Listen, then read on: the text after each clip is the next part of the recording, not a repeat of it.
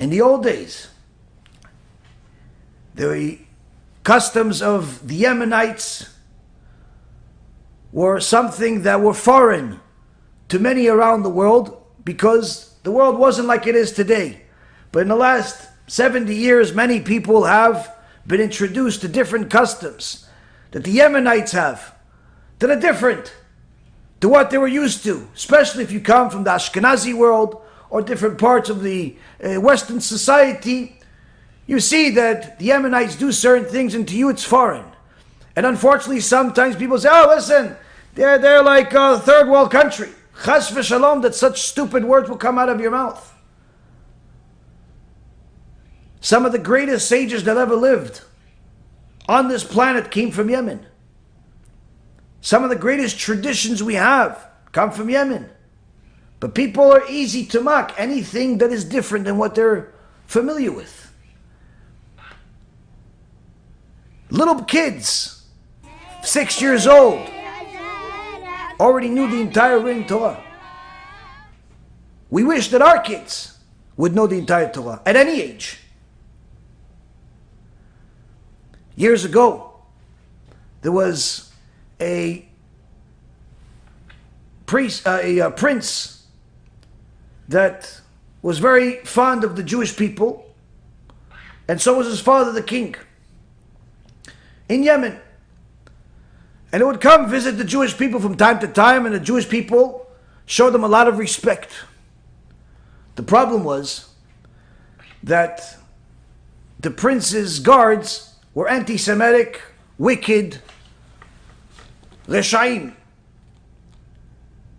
And the most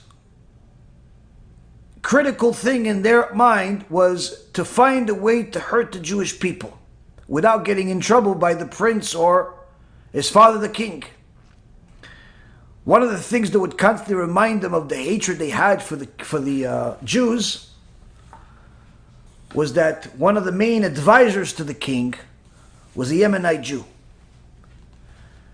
And the king respected him a lot because he was very, very smart.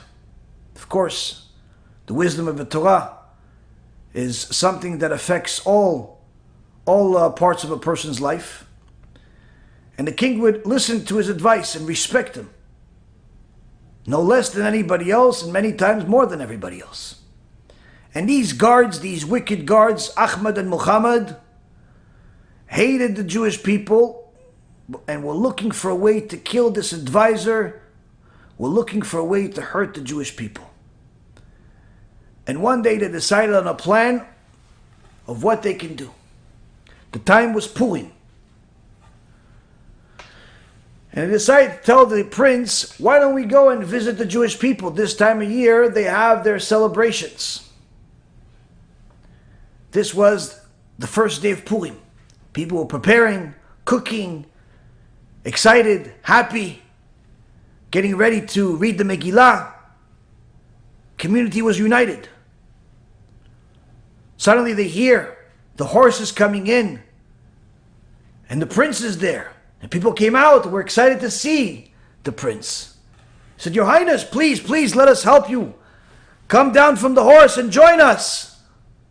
Let us host you. Very kind people, the Yemenites. They love having guests.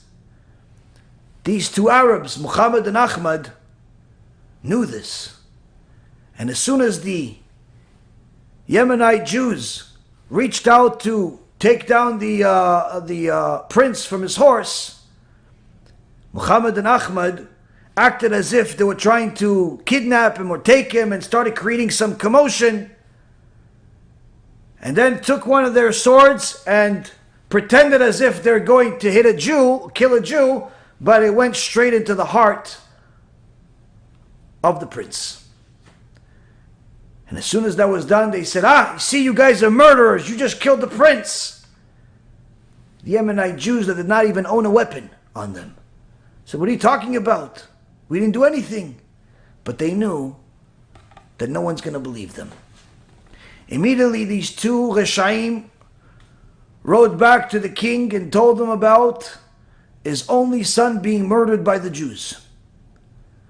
After screaming and yelling in agony, the king called his advisors, including the Jewish advisor, and told them, go and surround the entire community of the Jews and tell them that if they do not bring the murderer to me in 3 days, I'm going to kill every single one of them and burn their houses.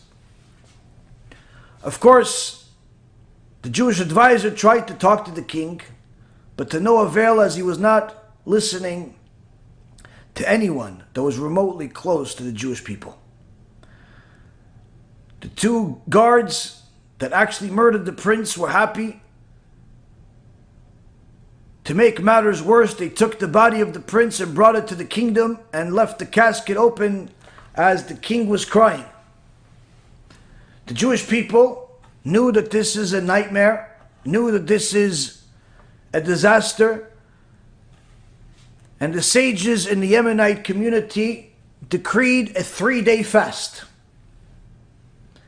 Both children and adults fasted during this time, praying to HaKadosh Baruch Hu for mercy, praying for HaKadosh Baruch Hu to help them.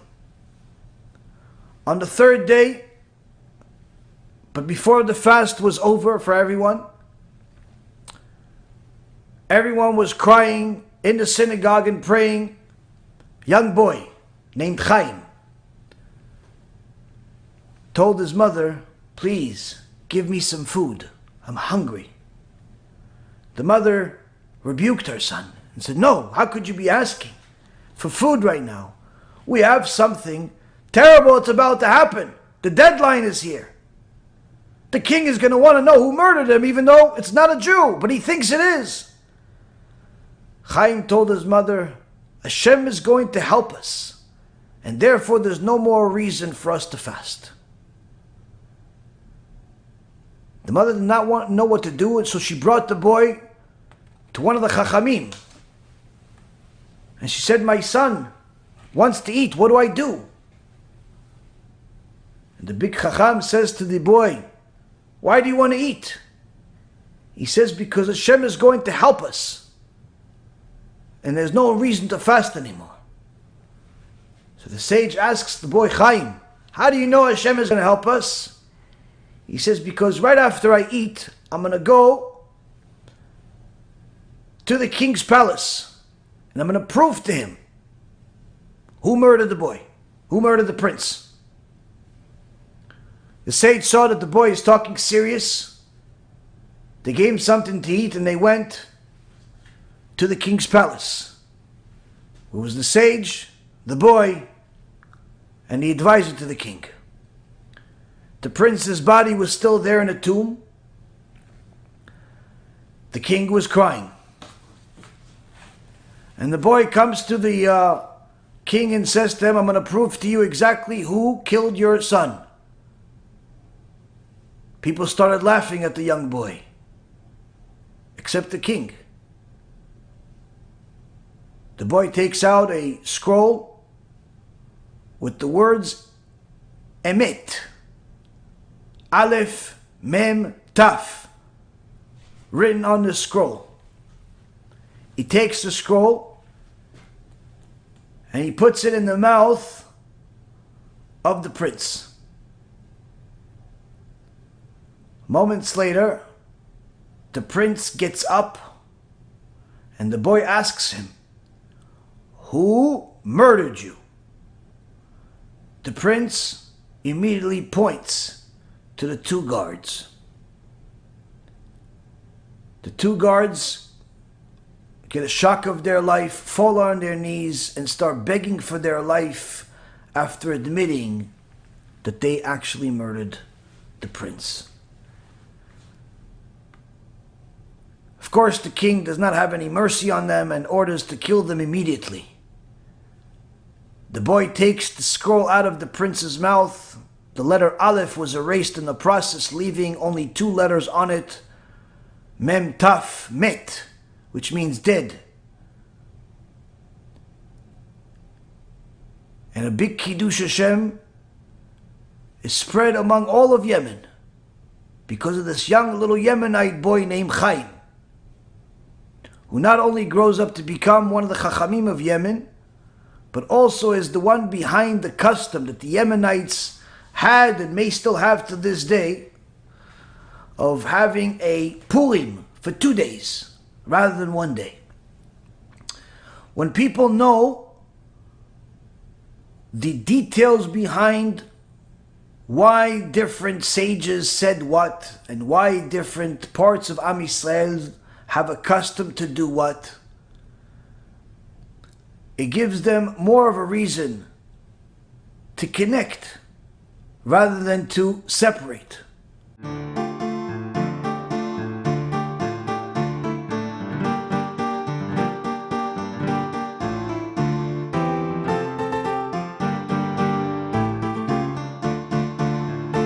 Let me know what you think, and make sure to share it, because other people need to learn too.